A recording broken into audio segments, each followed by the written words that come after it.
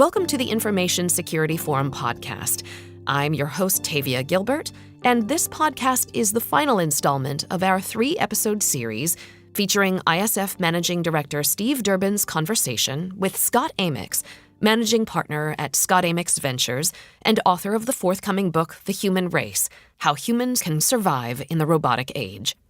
Our first conversation with Scott covered his ideas about the future of the Internet of Things, and our second discussion focused on artificial intelligence and what it might mean for the global economy.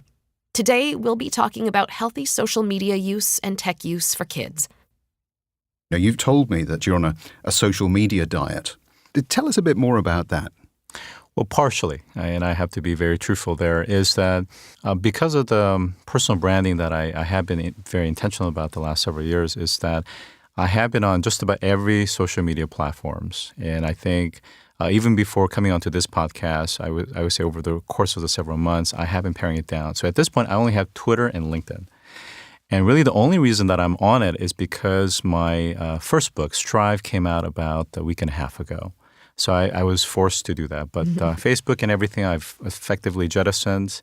And it's nice because I can tell you that prior to that, I would easily be spending an hour to several hours a day just maintaining it. Even with tools and teams, supporting teams, it is incredibly manual and time-consuming. Yeah. And just being very honest, I appreciate the listeners. I want to be able to interact with you, but I also have a real life to live, and I want to build real relationships as well. And that's interesting, isn't it? Because I think so often, if you just walk around any city in the world, you go into any restaurant in the world, you will see people having dinner with each other, but they're not present because there is this ubiquitous smartphone that they're all looking at. And that is the other person at the table, if you like. And inevitably, that is getting in the way of this human interaction. And so it's interesting that, you've made a conscious decision to actually cut down on some of these things. What has been the impact? Well, I'm very intentional about what I do with social media. So I think for me, the impact is a little bit less significant in the sense that it doesn't really affect me as much. But certainly I see that with my children who are teenagers. And I think one of the things that we're very mindful is we need to make sure that their center of their worth is firm and they know where that source of energy comes from. And it doesn't come from validation from external parties. And the problem with social media is that it creates a sort of an artificial benchmark. And when kids or adults feel like they can't quite hit that, they, of course, there's plenty of studies that talk about depression and, various other forms of malice that comes out as a result of social media. And I think it creates a artificial construct and a persona that really is not necessarily, who you really are in real life. I mean, if you look at Instagram, everything looks supposed to be candid and random, but in fact, it is highly curated and it's almost like professional photograph with objects and certain dimensions and angles, and it's a lot of work. It's a lot of work. So let me just stop there. Do you feel that you make different decisions as a parent than your children's peers? Because you have such an affinity for technology, are you asking for more limits on their technology use than their classmates, or How do you make parenting decisions with your children around tech? Well, I think there's my answer and there's my wife's answer. And I think if you were to ask my wife, she would say that perhaps maybe I am a little bit too trusting of our children. When we got our older daughter a smartphone, about a year ago or so, I was under the impression that she was mature enough to handle it. But I think I didn't put enough boundaries or parameters. And certainly I think her behavior was starting to become very much convergent to kind of the average behavior of teenagers. So learning to put some controls and so forth is very important. One of the interesting things is at home, because I'm such a technologist, and this actually is pretty common, including people in security, is that at home I'm actually fairly low tech. I mean, sure, I use a smartphone and laptop, but I try to eschew too many smart things that I'm not too comfortable with. I don't want to bring in more vulnerability than I need to. And because of the global role that I play and the interaction that I have with different sovereignties and governments, I have to be very careful in making sure that my information and my dialogues are not misused in any character, which is another thing that AI is a potential issue for. I recently was interviewed, and I'm going to be contributing to the Environmental Defense Fund. But prior to that, there was another article that I contributed to around a study that came from Oxford, a number of other research institutions around the misuse of AI that gets into machine ethics. And in particularly, not only is AI is actually helping to supercharge hackers and bad agents to actually conduct widespread, scalable attacks cheaply and efficiently and in a more automated fashion, as well as the area where AI gets into military, so smart military, and that is a big concern. So, for example, Korea have one of the researchers or research institutions have created an entity that's going to specifically look at and develop AI military tech, as an example. And that's a big concern. And so that has raised a lot of red flags among AI researchers.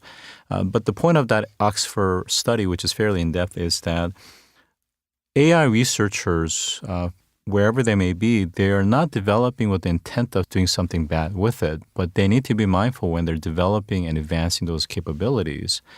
They need to think in the context of, if this gets in the hands of someone else, what could they potentially do with that? And that is really challenging because in R&D, it is very much encouraged to share your white papers and even have some sample code in GitHub, as an example. So when I met with the team that was involved in some of the Texas Hold'em poker challenge and some of these AI, is that they were very careful not to give too much information because they were afraid that somebody could replicate this thing and basically, become a multi-billionaire playing poker online, as an example. That's just one minor example. So really, with any technology, there is going to be that double side that we need to be mindful of, and we need to be informed again, active. I sort of derailed your question with my dismayed reaction about how vulnerable we all are. But I wonder, your question to Scott was about the catch-up of a generation. It's going to take some time. And so I wonder if you see an inherent understanding in your children about the ethics of technology, or if you are having to intentionally initiate conversations around technology and ethics. I'm sort of trying to make an analogy of a 2-year-old who picks up an iPad and just knows how to use it, which is astonishing to their grandparents. Are your children or our younger generations expressing concern or interest in discussion about the ethics of technology? Well, I think it depends on the age segments that we're talking about. I think as you get into high school and certainly college and millennial age, I think there is definitely a greater degree of awareness. However, I think there needs to be explicit dialogue and information and education that needs to take place. So, for example, a lot of the young people are consuming a lot of video, for instance. And as AI gets involved and they start to render fake videos where at some point even we humans that are forensic experts can't even decipher whether that's really a particular politician or a leader speaking and saying those things, or if in fact it's AI artificially created, it's going to be very problematic. So they're creating and consuming and distributing content that they may not know the authenticity of, which gets into a bigger problem of what's happening with Facebook, Cambridge Analytics, and just media in general. And that becomes a real problem. And I've was interviewed by the Pew Research Center around free speech and how likely are we going to be able to actually protect free speech and inherent kind of the robustness and the integrity that we have to maintain in that. It's questionable. It really is. And I think giving kind of quick answers of blockchain this, blockchain that isn't necessarily really fundamentally looking at some of the deeper problems, in my opinion. But coming back to your question, it really is, I don't think that depending on the age segment and their level of sophistication, the topics that they're familiar with, they're going to naturally just intuitively know. I think it has to be a very explicit conversation. Scott, thank you very much indeed for sharing some of those insights. Very, very interesting to hear, certainly about some of the advances that you're involved with in AI and IoT and others, but also perhaps some of the implications and some of the opportunities that perhaps we hadn't thought about. So thank you very much indeed for spending the time. And certainly I found it very, very interesting talking through those different topics, and I hope our listeners did too. I'm looking forward to the book that's about empathy I think that that's the needed component in this conversation. So thank you. Thank you both. Appreciate it. That was the last of our 3-part conversation with Scott Amix. Over the course of the last 3 episodes, Scott discussed the future of the Internet of Things, AI and the role of humans in the future economy, and healthy social media habits for kids and for the rest of us. If you missed an episode, just check our website, where this and other conversations with ISF Managing Director Steve Durbin can be found.